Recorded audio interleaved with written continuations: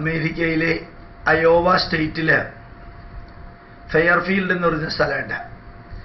അവിടെയാണ് മഹർഷി മഹേഷ് യോഗിയുടെ ആശ്രമം, കോളേജ്, യൂണിവേഴ്സിറ്റിയൊക്കെ ഉള്ളത്.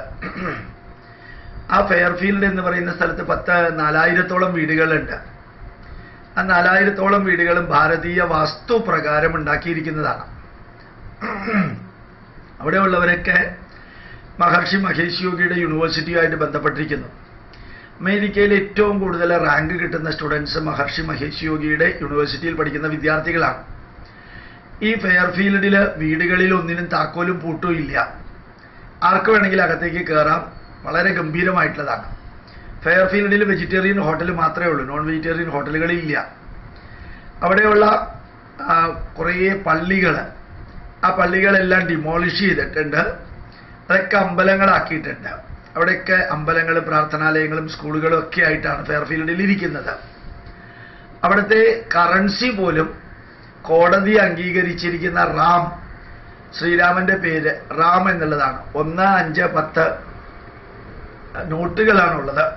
റാം കറൻസി 10ന്റെ റാം കറൻസിക്ക് ഏതാണ്ട് $100 വില. ഒരു റാം കറൻസിക്ക് $10 വെച്ചിട്ടാണ് വില. ഞാനവിടെ പോകുമ്പോൾ, ഞാനവിടെ പോയിട്ട് 2 ദിവസം താമസിച്ചിരുന്നു. ഇതിനകത്ത് 12000 പശുക്കളുണ്ട് ഈ മഹർഷി മഹേഷ് യോഗിയുടെ ആശ്രമത്തിലെ യൂണിവേഴ്സിറ്റിയിൽ. ആ പശുക്കൾക്കൊക്കെ വേദത്തിൻ്റെ പേരാണ്. ഫെയർഫീൽഡ് കോർപ്പറേഷനിലെ ശരിക്ക് ചെയർമാനാണ്, കോർപ്പറേഷൻ ചെയർമാനാണ് ആ പശുക്കളുടെ ഇൻചാർജായിട്ട് പ്രവർത്തിക്കുന്നത്. എല്ലാ പശുക്കൾക്കും മാലയിട്ടിട്ടുണ്ട്. എല്ലാ പശുക്കളുടെയും നെറ്റിയിൽ കുങ്കുമമൊക്കെ തൊട്ടിട്ടുണ്ട്. അതിനകത്തേക്ക് ഞാൻ പോയപ്പോഴത്തേക്കും ഞാൻ കുറേ വിദ്യാർത്ഥികൾ ഇങ്ങനെ നമ്മുടെ മന്ത്രങ്ങളൊക്കെ ആലപിക്കുമ്പോൾ അവരോടൊപ്പം ഞാൻ മന്ത്രം ആലപിച്ചു. അതിലെ തെറ്റുകൾ പറഞ്ഞു കൊടുത്തു. അത് റെക്കോർഡ് ചെയ്യുമ്പോൾ ശ്രദ്ധിക്കേണ്ട കാര്യങ്ങൾ പറഞ്ഞു കൊടുത്തു. രാവിലെ തൊട്ട് വൈകുന്നേരം വരെ ലളിതാ സഹസ്രനാമം ക്ലാസ്സിൽ 1 മണിക്കൂർ ക്ലാസ് എടുത്തു. ദേവി മഹാത്മ്യത്തിൻ്റെ ക്ലാസ്സിൽ അത് ക്ലാസ് എടുത്തു. ഈശാവാസ്യോപനിഷത്ത് പഠിപ്പിക്കുമ്പോൾ അതിൻ്റെ ക്ലാസ് എടുത്തു. പിന്നെ ധ്യാനിക്കുന്നതിൻ്റെ സയൻസ് പറഞ്ഞു കൊടുത്തു. വളരെ വളരെ ഗംഭീരമായിട്ടുള്ള ഒരു എന്താ പറയുക എക്സ്പീരിയൻസ് ആയിരുന്നു അവിടെ ചെല്ലുമ്പോൾ. അവിടെ എൻ്റെ 50ാമത്തെ ജന്മവാർഷികത്തിനാണ് ഞാൻ പോയത്. ഞാൻ അകത്ത് പോകുമ്പോഴത്തേക്കും 5 ഡോക്ടർമാർ എനിക്ക് 5 ബൊക്കെ തന്ന് 50ാം ജന്മവാർഷികത്തിൻ്റെ ഫെലിസിറ്റേഷനൊക്കെ തന്നു. ഞാൻ രാവിലെ 9 മണിക്ക് അവിടെ എത്തി.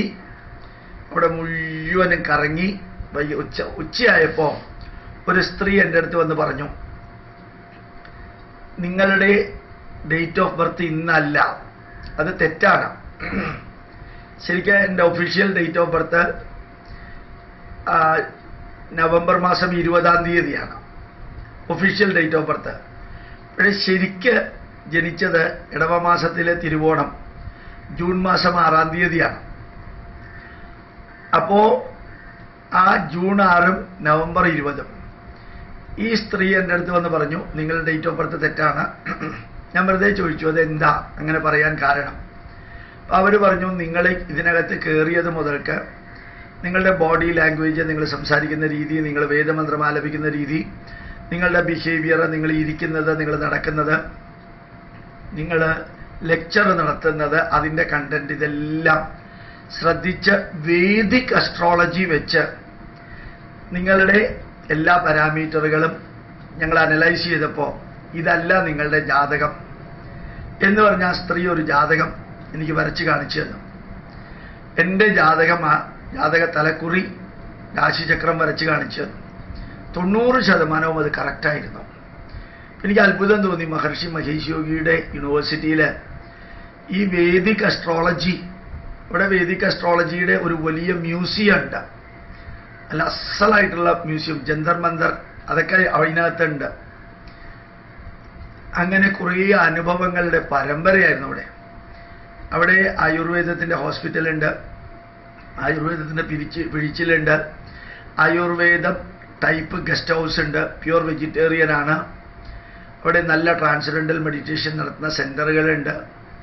എല്ലാം ഒരു വലിയ അനുഭവത്തിൻ്റെ പരമ്പരയായിരുന്നു. 14,000 ഹെക്ടാർ സ്ഥലത്താണ്. പക്ഷേ ആ മഹർഷി മഹേഷ് യോഗിയുടെ അനുയായികളുടെയും ആരാധകരുടെയും അവരുടെ ചിന്താധാരകളും അമേരിക്ക മുഴുവനും വ്യാപിക്കുന്നത് കൊണ്ട് അമേരിക്കൻ ഗവൺമെൻറ് മഹർഷി മഹേഷ് യോഗിയെ അമേരിക്കയിലേക്ക് കടക്കാൻ അനുവദിച്ചില്ല. അദ്ദേഹം സമാധിയായി. കാരണം അദ്ദേഹം അമേരിക്കയിലേക്ക് വരികയാണെങ്കിൽ അമേരിക്കൻ ജനതയുടെ പകുതി ജനങ്ങൾ ഒരു 5 വർഷം കൊണ്ട് മഹർഷി മഹേഷ് യോഗിയുടെ അനുയായികളായ ഹിന്ദുക്കളായി മാറും. അത് അമേരിക്കൻ ഗവൺമെൻറ്റിനും പോപ്പിനും വത്തിക്കാനും ഒന്നും സഹിക്കാൻ പറ്റില്ല. അങ്ങനെ അദ്ദേഹത്തിനെ അങ്ങോട്ടേക്ക് പ്രവേശിപ്പിച്ചില്ല. അങ്ങേര് ഡെൻമാർക്കിലോ മറ്റോ ആണ് ജീവിച്ചിരുന്നത്. ആ ഫെയർഫീൽഡിലേക്ക് പോയപ്പോൾ അവിടെ ഞാൻ പോകുന്നതിന് ശേഷം 1 വർഷം കഴിഞ്ഞിട്ട് ഒരു ഗംഭീര യാഗം നടന്നു. 400ഓളം വേദ പണ്ഡിതരെ തിരുപ്പതിയിൽ നിന്ന് കൊണ്ടുപോയിട്ടാണ് അവിടെ വേദം നടത്തിയത്. അപ്പോൾ ആ ഫെയർഫീൽഡ് എയർപോർട്ടിൽ ഈ വേദ പണ്ഡിതർ ഇറങ്ങിക്കഴിഞ്ഞ് അവിടെ നിന്ന് കുറേ ദൂരമുണ്ട് ഈ യൂണിവേഴ്സിറ്റിയിലേക്ക്. അവരെ ആയിരക്കണക്കിന് വ്യക്തികൾ പുഷ്പവൃഷ്ടി നടത്തിയിട്ട് വളരെ വലിയ പ്രൊസഷനായിട്ടാണ് എയർപോർട്ടിൽ നിന്ന് ഈ വേദ പണ്ഡിതരെ ഫെയർഫീൽഡിലുള്ള മഹർഷി മഹേഷ് യോഗിയുടെ യൂണിവേഴ്സിറ്റിയിലേക്ക് കൊണ്ടുപോയത്. കുറേ ഒരു അനുഭവം നേരിട്ട് വളരെ ഗംഭീരമായിട്ട് തോന്നിയതാണ്. അത് ഞാൻ നിങ്ങളുമായിട്ട് പങ്കുവെച്ചതാണ്. ലോകം നമ്മുടെ പൈതൃകത്തിലേക്ക് ചില വ്യക്തികളിലൂടെ എങ്ങനെ ഭംഗിയായിട്ട് പോകുന്നു. പ്രഭുപാദരിലൂടെ ഇസ്കോൺ വളരുന്നു. ബ്രഹ്മകുമാരീസിലൂടെ ബ്രഹ്മകുമാരീസിൻ്റെ പ്രവർത്തനങ്ങൾ, മാതാമൃതാനന്ദമയിലൂടെ അമ്മയുടെ പ്രവർത്തനങ്ങൾ, സായിബാബയിലൂടെ സായിബാബയുടെ പ്രവർത്തനങ്ങൾ, ശ്രീ രവിശങ്കറിലൂടെ ആർട്ട് ഓഫ് ലിവിങ്ങിൻ്റെ പ്രവർത്തനങ്ങൾ, അങ്ങനെ കുറേ വിഭാഗക്കാരുടെ പ്രവർത്തനങ്ങൾ അമേരിക്കൻ യൂറോപ്യൻ ജനതയിലേക്ക്. ശ്രീനാരായണ ഗുരുദേവൻ്റെ പ്രവർത്തനങ്ങളൊക്കെ മലയാളികളിലാണ് കൂടുതൽ ഫോക്കസ് ചെയ്യുന്നത്. അല്ലാത്തവർ കുറച്ച് പേരേ ഉള്ളൂ. കുറച്ച് പേരുണ്ടെന്നാലും ഡെഫിനറ്റ്ലി ബാക്കി വളരെ പോപ്പുലർ ആയിരിക്കുന്ന കുറേ അധികം പേരുടെ സ്വാധീനം അതിഗംഭീരമായിട്ട് ലോകം മുഴുവനും നമ്മുടെ പൈതൃകം എത്തിക്കുന്നതിൽ വളരെയധികം പ്രാധാന്യത്തോടുകൂടി നിലനിൽക്കുന്നു എന്നുള്ളതിന് ഏറ്റവും വലിയ ഉദാഹരണമാണ് മഹർഷി മഹേഷ് യോഗിയുടെ ഈ ആശ്രമം.